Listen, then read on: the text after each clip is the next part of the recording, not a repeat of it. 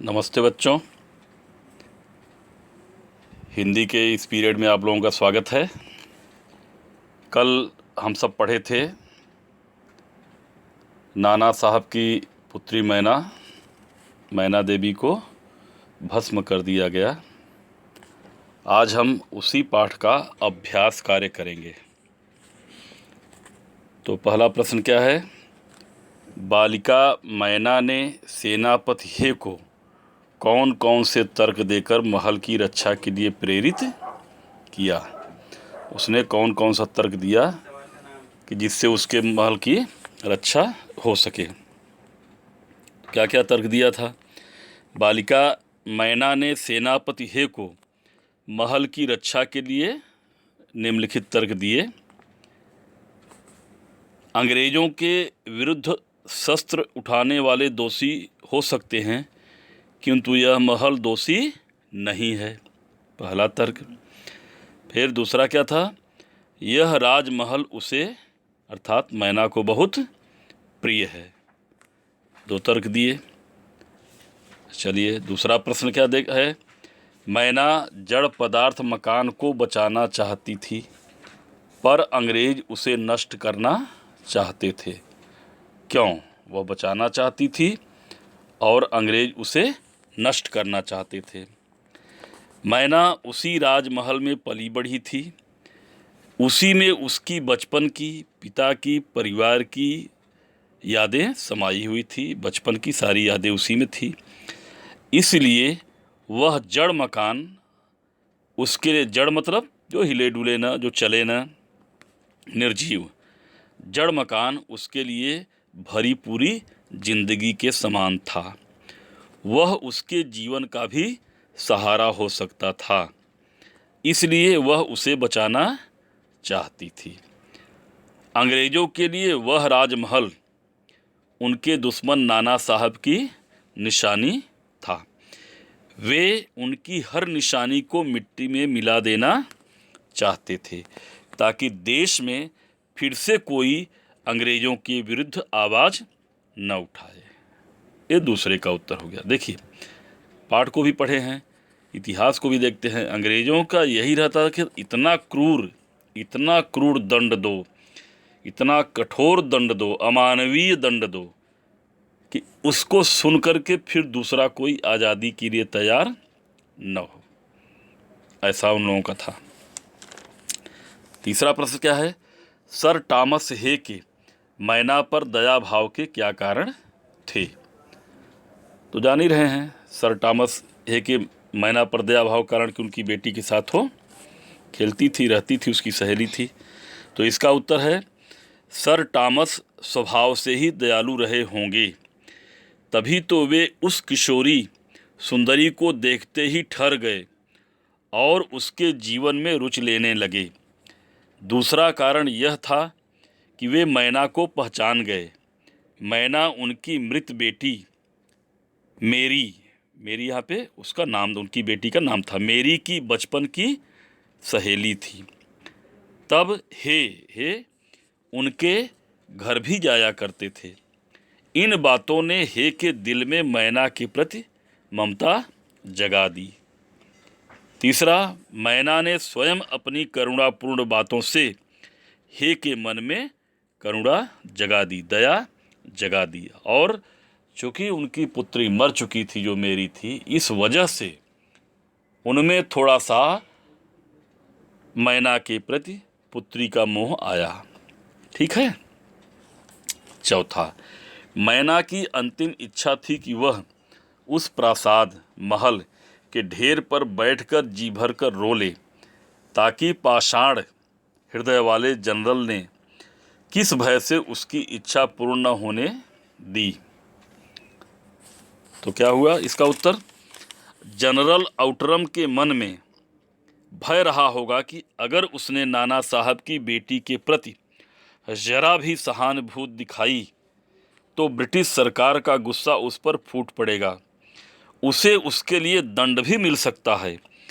क्रोध से पागल सामान्य अंग्रेज नागरिक भी उस पर नाराजगी प्रकट करेंगे। इस कारण उसने मैना की यह छोटी सी इच्छा भी पूरी न होने दी। ठीक है। पांचवा देखिए क्या दिया है, बालिका मैना के चरित्र की कौन कौन सी विशेषताएं आप अपनाना चाहेंगे और क्यों। यह प्रश्न आप लोगों पे निर्भर है, आप जो जैसा लिखना चाहें, क्या क्या अपनाना चाहेंगे। और इस प्रश्न का उत्तर फिर से जैसे अगर अपने मन से लिखना चाहते हों तो अब देखिए, मैं तो अपने विचार बताऊंगा, आप अपने मन से क्या क्या उनकी जो है देशभक्ति थी, अपने परिवार के प्रति, अपने महल के प्रति, जन्मभूमि के प्रति क्या क्या उनको लगाव था, आपको क्या क्या अपनाना चाहेंगे। तो थोड़ा इस पे चर्चा कर लेते हैं, बाकी पाठ को पढ़कर अपने विचार लिखेंगे तो और अच्छा रहेगा। तो निडरता, एक तो निडर थी, निडरता उसके अंदर थी। बालिका मैना निडर बालिका थी। जब सेनापति हे अपने सैनिकों के साथ उसके राजमहल को तोड़ने आया तो उसने निडर होकर उनका सामना किया। उसे अपने पकड़े जाने का डर था, फिर भी वह हे के सामने आई, उसे राजमहल न तोड़ने की प्रार्थना की। ठीक है, तर्क दिए, बताया, करुणा जगाई, उस महल के प्रति अपने लगाव, यह भी बताया कि यह महल आपका क्या बिगाड़ा है इत्यादि। और प्रेम, मैना को अपने राजमहल से स्वाभाविक प्रेम है, जैसा पढ़े हैं, उसके टूटने पर वह दुख सहन नहीं कर पाती, इसलिए वह एक बार उस टूटे महल पर बैठकर रो लेना चाहती। यह स्वगृह प्रेम अनुकरणीय है, यह स्वगृह प्रेम अनुकरणीय है, अनुकरण करने योग्य, मानने योग्य है। ठीक है, और बहुत सारे गुण जो भी हो आप उसको अपनाना चाहें, अपनी कल्पना से भी लिख सकते हैं। चलिए, छठा क्या दिया है, टाइम्स पत्र ने 6 दिसंबर को लिखा था, बड़े दुख का विषय है कि भारत सरकार उस समय कौन, अंग्रेजों की सरकार तक उस दुर्दांत नाना साहब को नहीं पकड़ सकी। इस वाक्य में भारत सरकार से क्या आशय है, तो पहले ही बता दिया, उस समय जो ब्रिटिश सरकार थी। ठीक है, तो उत्तर क्या होगा, यहाँ भारत सरकार से आशय है ब्रिटिश शासन के अंतर्गत चलने वाली भारत सरकार जिसे अंग्रेज अधिकारी चलाते थे। ठीक है, ये हो गया। चलिए, अगला पेज क्या है भाई, अगले पेज, अच्छा, रचना और अभिव्यक्ति।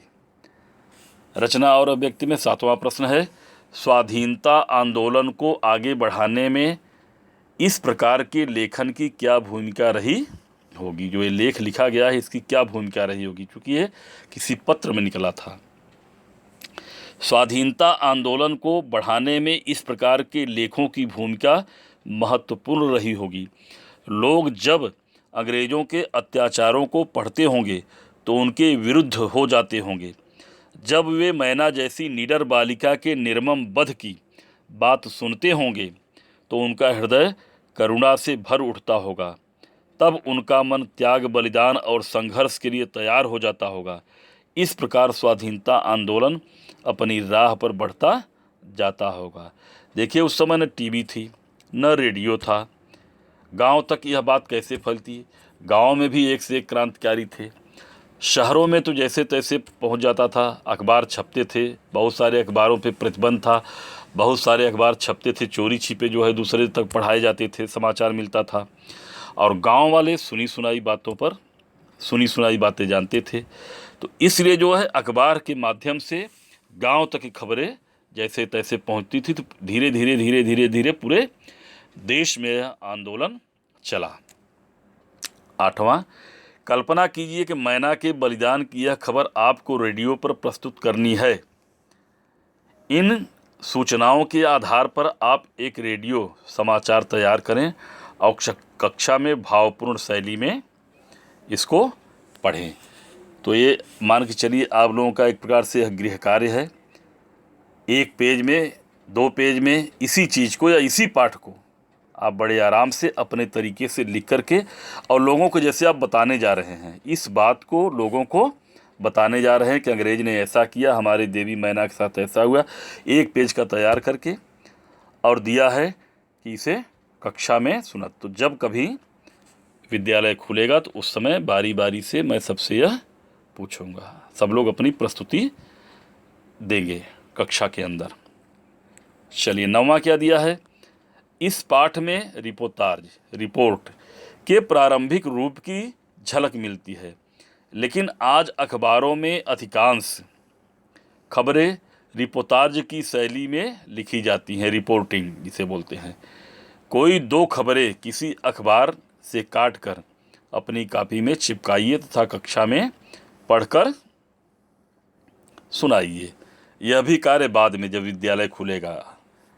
दूसरा दिया है, अपने आसपास की किसी घटना का वर्णन रिपोर्टाज शैली में कीजिए। आज के समय में सबसे उत्तम है कि इस समय जो कोरोना वाला चल रहा, लॉकडाउन चल रहा है, तो आप बड़े आराम से आसपास की रिपोर्ट दे सकते हैं कि मैं जब अपने गेट के पास आया, घर से थोड़ा सा बाहर गेट के पास आया, दरवाजे तक आया, अपने खिड़की से देखा, पूरी सड़कें सुनसान हैं, चारों तरफ सन्नाटा है, आने जाने वालों में से कभी का इक्का दुक्का पुलिस की गाड़ी दिखाई देती है, कभी डॉक्टर की गाड़ी दिखाई देती है, कभी काल एम्बुलेंस दिखाई देते हैं। इस तरह से एक अपनी रिपोर्टिंग आप बना सकते हैं, 2 मिनट, 3 मिनट, 4 मिनट, ठीक है, जिसकी जो क्षमता हो।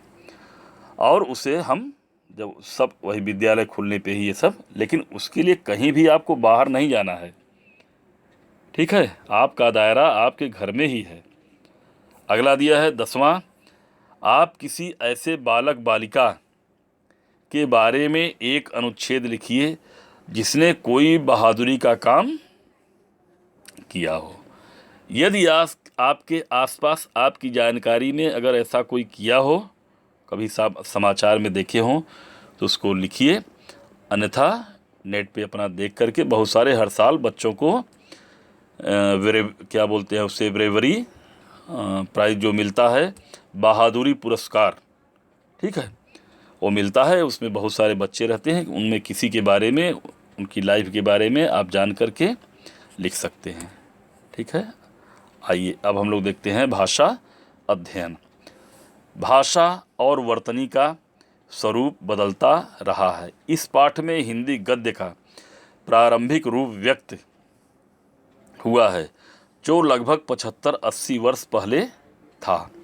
इस पाठ के किसी पसंदीदा अनुच्छेद को वर्तमान मानक हिंदी रूप में लिखिए। अब कोई एक पैराग्राफ उठाइए, तो आज के समय में जो प्रचलित है, जैसे समस्या है, समस्या को प्रॉब्लम कह दे रहे हैं। ट्रेन चल रही है, ट्रेन लिख सकते हैं। आवागमन का जो भी साधन है, उसमें अंग्रेजी के शब्दों को आप डाल सकते हैं, और अंग्रेजी के, उर्दू के, तो आधुनिक हिंदी हो जाएगी, ठीक है। अब दिया है पाठ्येतर सक्रियता। अपने साथियों के साथ मिलकर बहादुर बच्चों के बारे में जानकारी देने वाली पुस्तकों की सूची बनाइए। यह कार्य लाइब्रेरी से हो सकता है, यह भी विद्यालय खुलने पर ही हो सकता है, ठीक। दूसरा दिया है, इन पुस्तकों को पढ़िए। भारतीय स्वाधीनता संग्राम में महिलाएं, राजम Krishnan, national Book Trust, New Delhi. तो ये तो इधर उपलब्ध नहीं होगा। फिर दिया है 1857 की कहानियाँ, Khwaja Hasan Nizami, National Book Trust, New Delhi. तो ये सब किताबें यहाँ पे संभव नहीं है, ठीक है, क्योंकि इधर मिलेंगी नहीं। लाइब्रेरी में हो सकती हैं, तो आप उसे लाइब्रेरी में कभी काल आइए, खोजिए, या नेट पर देखिए, शायद मिल जाए, उपलब्ध हों।